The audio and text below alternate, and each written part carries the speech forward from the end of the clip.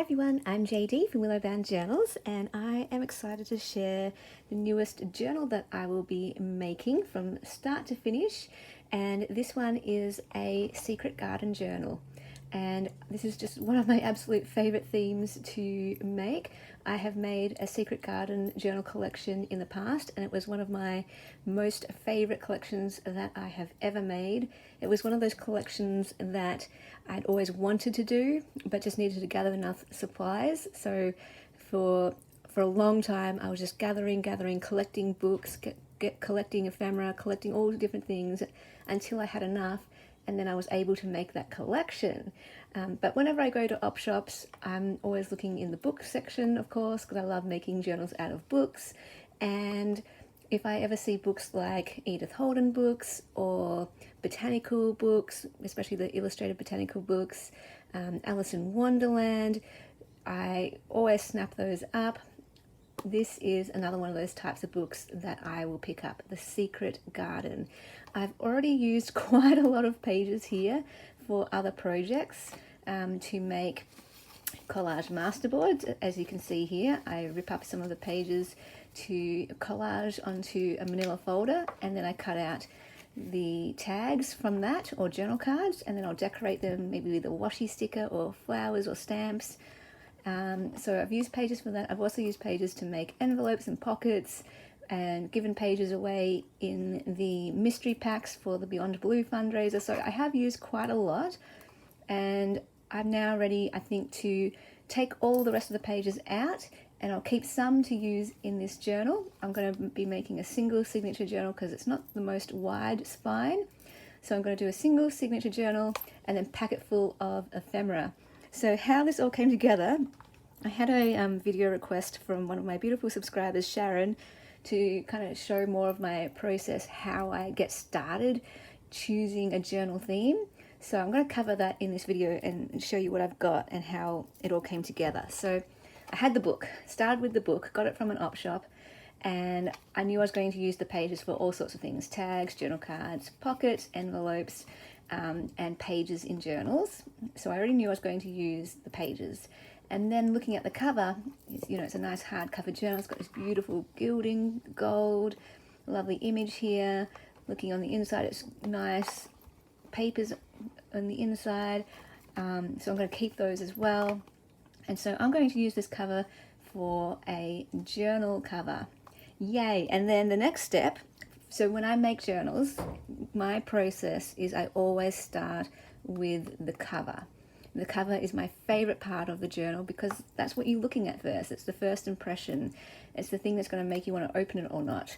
And all of the journals that I personally have bought or have made for myself, it's all about the cover for me. If I don't like the cover, I'm not interested. Even if it had the most beautiful insides, I need an amazing cover.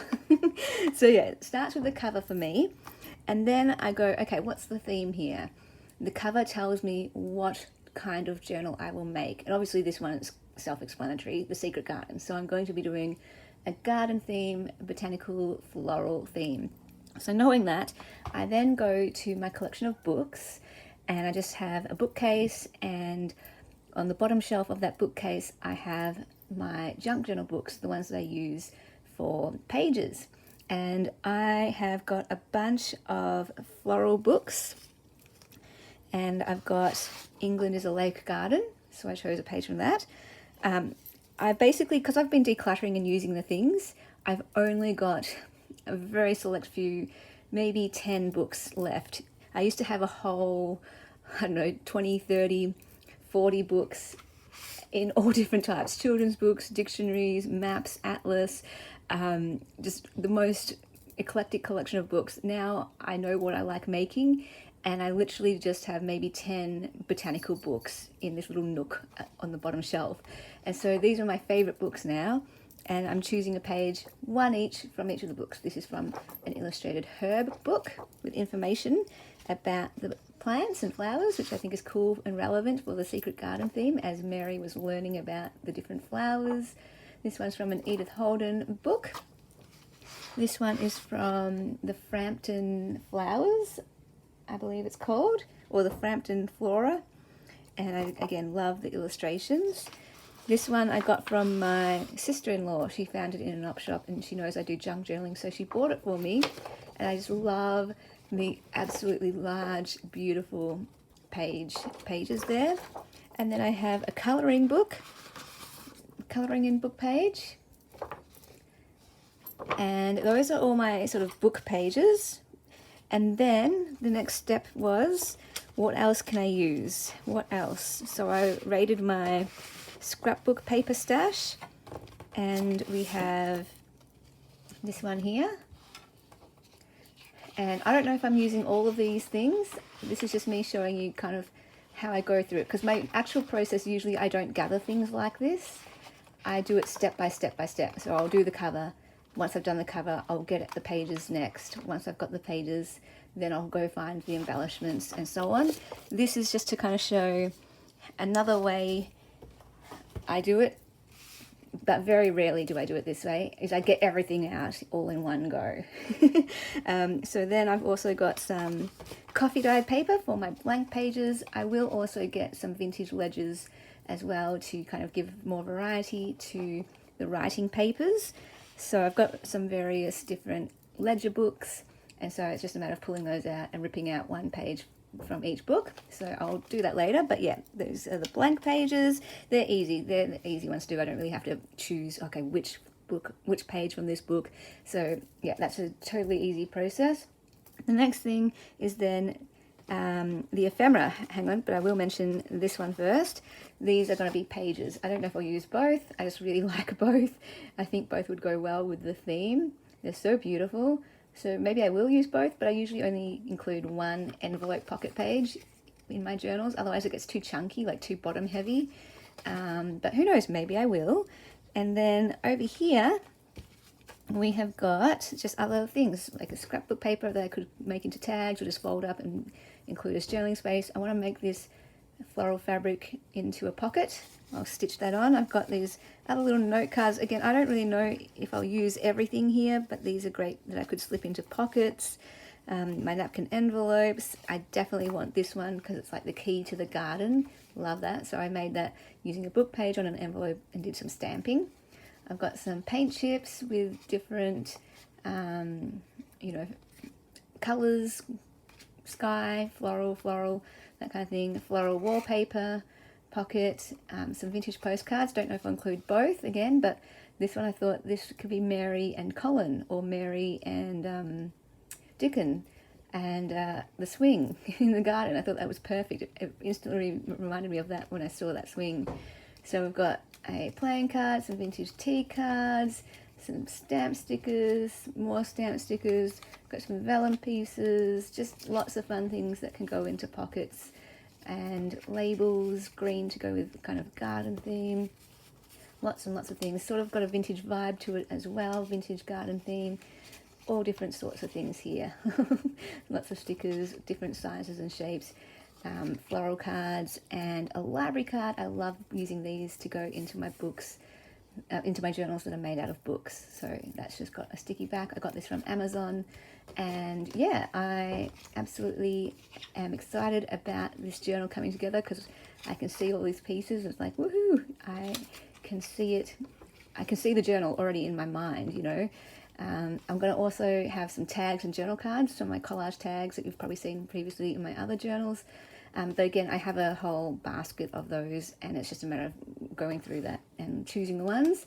And I'll probably share that process on camera as well, and how I make it from start to finish. That will be my November series for my dear patrons. So for those who don't know, over on my Patreon, each month this year, I've been sharing a different journal making series from start to finish.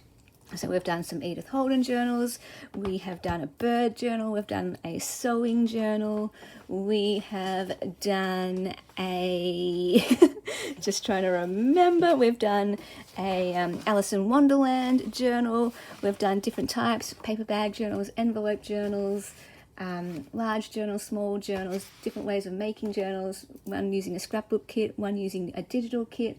So yeah, we're almost getting to the end of the year, and I really hope, dear patrons, that you have really enjoyed those series. I do put it over there on my Patreon just because I have already got for all of these, I've got a tutorial or process video showing how I make them from start to finish on my channel anyway. So I make sure I do at least one first on my channel so no one misses out and everyone can find out how to make the same thing and follow along at home. But once I've done one or however many, I then do this over on my Patreon, simply because I wouldn't do it otherwise. If it wasn't for my patrons, I actually wouldn't do this. It is very, very time consuming doing these videos. And it usually takes maybe 10 or so videos to film the entire series. And it takes me so much longer, like double the time, to be able to make a journal if I'm filming it from start to finish, as opposed to if I'm just doing it in my own time when I can kind of, relax and listen to a podcast, as opposed to having the right lighting and home alone when there's no sounds, and when I have the energy and the voice to be able to talk it through. And so it just takes a lot more time, a lot more energy, a lot more effort. So if it wasn't for my patrons, I wouldn't actually film this series. So patrons, you're getting sort of extra bonus, which is the whole point of the Patreon, is you're getting extra videos, you're getting the more stuff besides my channel. And yeah, you guys are supporting me to be able to do my channel the way that it is and to create full time. So I feel like this is one way that I can also, give back to you guys and put in the effort for you for your amazing support. So I can justify it that way. Like, you guys pretty much pay me to do these series. So thank you so much. If you would like to become a patron and support what I do, feel free to check out the link down below in the description box. And you also get access to every previous journal making series and every single video that I've ever put up from the beginning of my Patreon. And there's different tier levels. The lowest tier, you get access to all the videos. Going up, you get the Ruby tier, which you get access to every single digital kit in my Etsy, as well as all my new kits each month, and anything else that I create digitally, I put up there. So sometimes you get extra bonus kits plus the monthly kit. And whatever I find, I love, like if I find a doily, I'll scan it and put it up there first. And yeah, there's other tiers as well. The Ruby tier is the most popular one, followed by this one, the video tier. So, but all the information is there once you look at it. And yeah, if you have any questions about that, feel free to just put it down in the comments or send me an email. And yeah, I hope you enjoyed seeing my process here of how I kind of put my journals together, and how this is my same process every single time pretty much. I mean, there's always little exceptions here or there to anything, but my usual process is cover, pages, feature pages, and then blank pages. You probably noticed that, patrons. I didn't actually realize this until I'm just saying it out loud now and thinking about it. I actually do have an order with the pages too. I usually always go feature pages first and then the blank pages. Interesting. Yeah, I don't know. Kind of cool. So yeah, I always go cover, feature pages, blank pages. Then I'll look for the pockets if I'm doing an embellished journal. So the pockets is the next step. And then I look for the ephemera and we'll make, whatever I need to make for it. Like if it's going to be a napkin envelope, pockets, tags, journal cards, if I need to do some collage masterboards, that kind of thing. But basically, I also have these. So when I'm picking all of these things, what I wanted to mention about that part of the process is, if you've seen my craft room tour, it will show you how I store everything, how I organize everything. And I have pretty much like a basket or some sort of drawer or storage container for each item. So, I have a container for napkin envelopes. I have a container or a box for tags, or a basket. I have a tag basket. I have a journal card basket. I have a basket of laces and ribbons. I have a basket of fabrics. I have a basket of, I'm just trying to look around and remind myself what I have here. Index cards, paint chips, library cards. Everything has its place.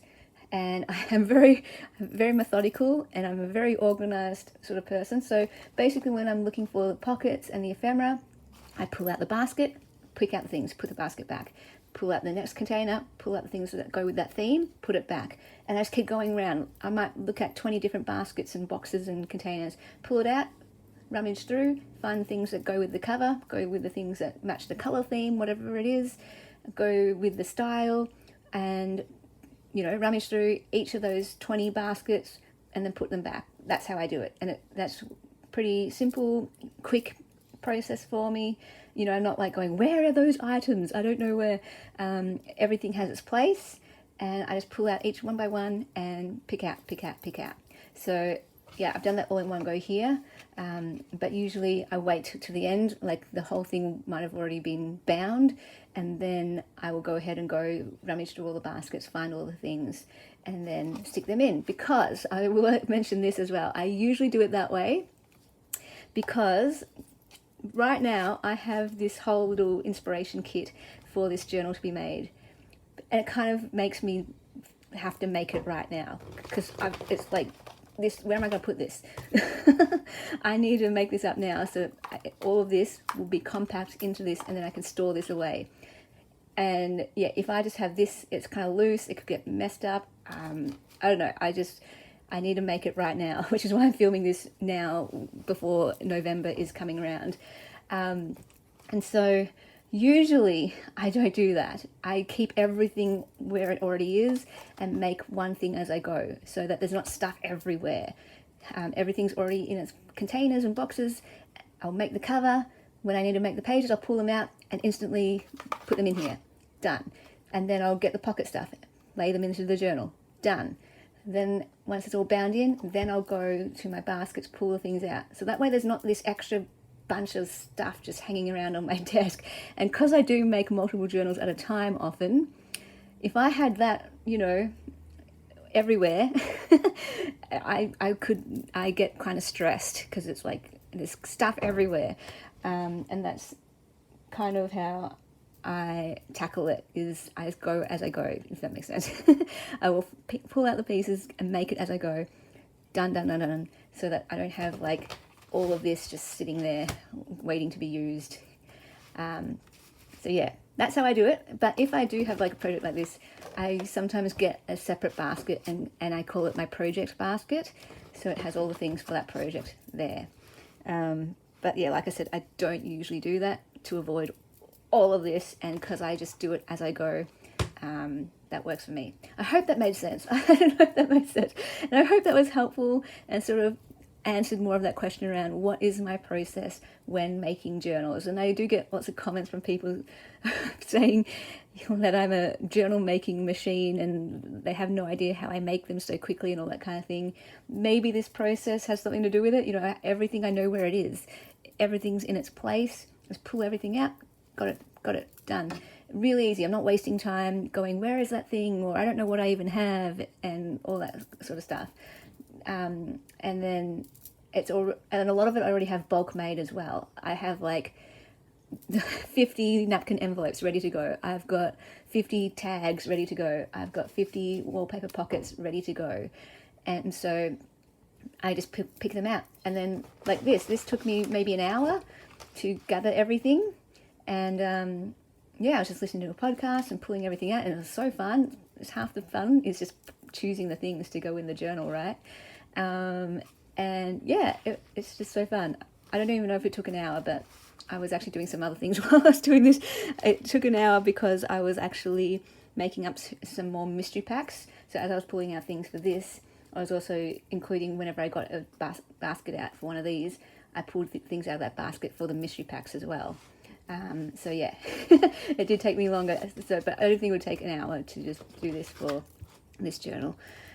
Maybe half an hour, I don't know, because like I said, I was doing other stuff while I was pulling this out. And I kind of lose track of time when I'm listening to podcasts, because I'm just enjoying it. I'm in my element and I'm having fun. My hands are busy. I'm working with pretty things, looking at pretty things, choosing pretty things, and my mind is getting stimulated at the same time and learning and being entertained. So this has turned into a rambly video, but I really do hope that helps, share my process, maybe gives you some ideas or tips or inspiration for how you can get your workflow going, And yeah, but know how you work. If I know some people who, for them, having everything super organized restricts their creativity. It makes them feel locked up, and they need mess. They need the mess. They need it all spread out, because that makes them feel like they can create. I'm the opposite. I need everything in its place. I clean my desk every single night. So in the morning, I come to a clean desk. Even if I'm in the middle of a project, I will pack that project up, put it in its spot, come back the next morning, pull it all out. That's just me. I know that's how I work. They're the ideal conditions for me to be creative. If that's not you, don't worry about it. If you need the mess, if you need everything pulled out, go for it. Go for it. It's just about finding what works for you. And if this helps you, if you're like me and you need everything in its place, then yeah, I'm with you. Okay, guys. I will see you in the next video. And if you're interested in following along this series from start to finish, the first video in that series will be up over on my Patreon. Thanks for watching. Bye, guys.